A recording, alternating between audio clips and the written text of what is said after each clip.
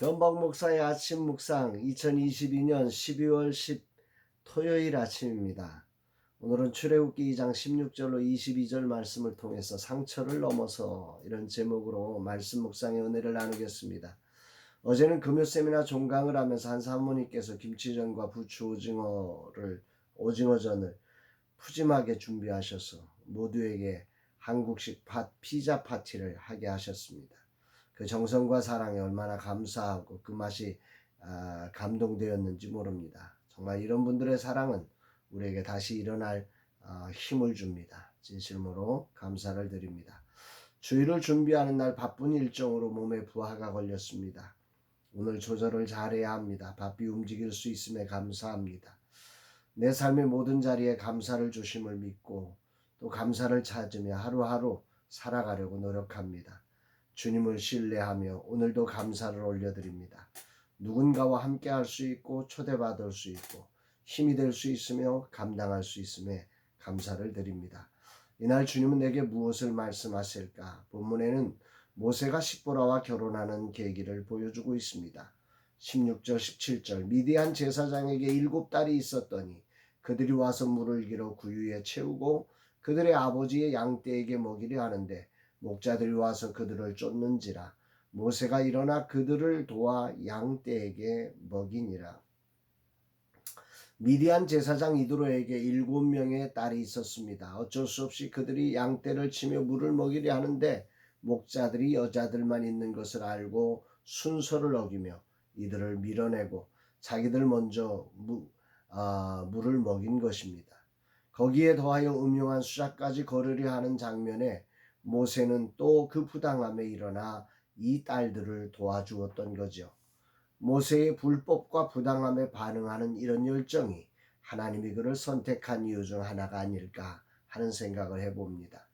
사실 이런 이유로 그는 애굽에서 밀려났고 동족에게 배신당했으니 결코 이런 일을 하지 않으리라고 작정하지 않았을까. 그럼에도 다시 이 부당함에 일어서는 모세의 정의에 대한 열정이 새삼 감동으로 다가오는 아침입니다. 앞뒤의 정황으로 보면 이 딸들은 이런 경우가 많아서 늘 그렇게 밀리는 인생을 살았던 모양입니다. 그래서 아버지가 깜짝 놀라서 말합니다. 18절 그들이 그들의 아버지 르우엘에게 이를 때에 아버지가 이르되 너희가 오늘은 어찌하여 이같이 속히 돌아오느냐. 늘 밀리며 살아가다 보니 밀리는 것이 당연하게 여겨지고 그래서 삶의 순서에서 늦어진 것이 당연한 이 가정에 모세의 개입은 당연함을 깨뜨리고 정상적인 과정을 가져오게 하는 축복의 통로가 된 것입니다.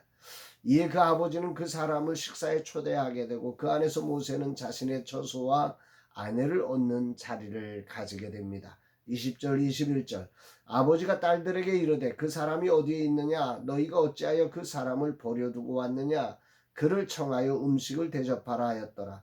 모세가 그와 동거하기를 기뻐하며 그가 그의 딸 십보라를 모세에게 주었더니 왕궁에서 쫓겨나고 이스라엘 백성들에게 배신당하여 어디 갈 곳이 마땅치 않았던 모세는 루엘의 집에서 거하기를 원하여 요청했던 것 같습니다. 이에 루엘은 자신의 딸들의 밀려남을 정상으로 바꿔준 이 청년의 정의감과 듬직함에 반하여 그의 딸을 주어서 결혼을 시킨 것입니다. 모세도 여러 가지 힘겨움과 외로움에 지쳐서 이런 제안을 받아서 결혼을 승낙한 거죠. 그를 복잡하게 했던 것은 모든 것을 잃어버리고 그저 자신을 포기하고 살아가려는 그런 모세의 몸부림이 아닐까. 단순히 집을 얻고 아내를 얻는 이런 과정의 모세는 그 왕궁에서 또 자신이 꿈꾸면서 히브리인들을 향했던 많은 생각들 이런 것들을 잊어버리기 위한 수단, 과거를 끊어버리는 수단으로 아마도 이들의 집에서 머물게 되었고 그리고 그의 제안을 받아서 십보라를 아내로 맞이하는 이런 과정을 거쳤을 거라 생각이 됩니다. 그러나 그 모든 과정에도 하나님은 절묘하게 모세를 이곳으로 인도하여 이스라엘을 구원할 하나님 군대의 지도자로 그를 세워가셨던 것임을 생각할 때 얼마나 감사한지 모릅니다. 오늘 주님은 내게 뭘 말씀하시는 것일까? 지금 저는 정말 소중한 기회, 한 번도 걸어보지 못한 길을 걷고 있습니다. 내 생에 이렇게까지 사방으로 오겨쌈을 당하고 어찌할 수 없는 지경에 처한 적이 없었습니다. 그래서 사도 바울의 고백을 자주 묵상하곤 합니다.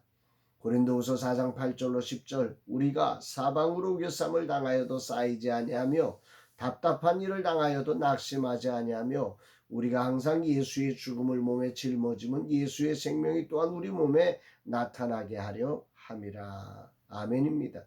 한 사람이 세워지는 과정은 정말 치열합니다. 어느 날 갑자기 모세가 나오는 것이 아니지요. 무려 80년의 과정을 거쳐서 모세가 나왔습니다. 40년 후반전만 있는 것이 아닙니다. 태어나면서부터 죽음에 맞닿아서 겨우 살아났습니다. 왕궁에서 과거를 숨기고 40년을 살면서 정적들과의 끊임없는 충돌을 겪어야 했습니다. 그리고 이제 광야에서 또 자신을 버린 채 그렇게 살아가야 합니다. 사람을 세우는 자리를 다시금 깊이 묵상하게 됩니다. 나도 세워져 가는 시간이며 내게 붙여주신 소중한 분들을 세워가야 하는 자리입니다. 끝까지 지지해주고 설 수 있는 디딤돌이 되어주어야 하고 기회를 줄 수 있는 사람이 되어야 합니다. 더 나아가 실수의 자리에 실패가 되지 않고 기회가 되도록 해주어야 합니다. 그 어느 것 하나 쉽지 않습니다. 솔직히는 나라는 사람으로는 도저히 하나도 할 수 없는 자리입니다.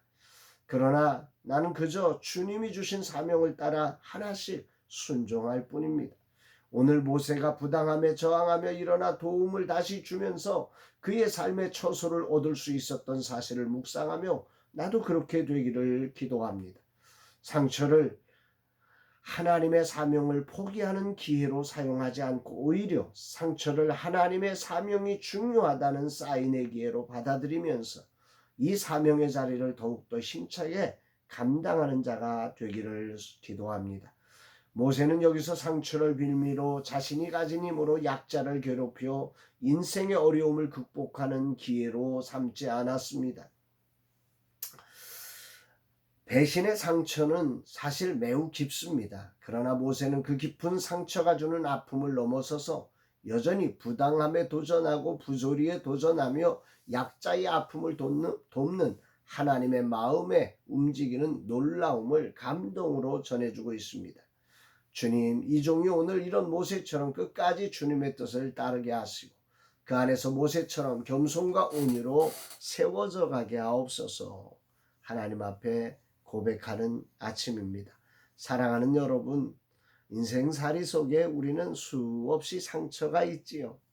그런데 그 상처를 가지고 상처 때문에 오늘이라는 자리에 내 은사가 사용되어야 할 자리에 그것을 멈추고 그것을 외면하고 그것을 돌아서는 자가 아니라 모세처럼 그럼에도 불구하고 자신의 은사를 통해서 그 십보라를 비롯한 그 이드로의 딸들을 돕는, 그러므로 주 안에서 정말 그의 인생의 새로운 기회의 문이 열려지는 그 축복이 저와 여러분 모두에게 있기를 주의 이름으로 축복합니다. 사랑합니다, 여러분.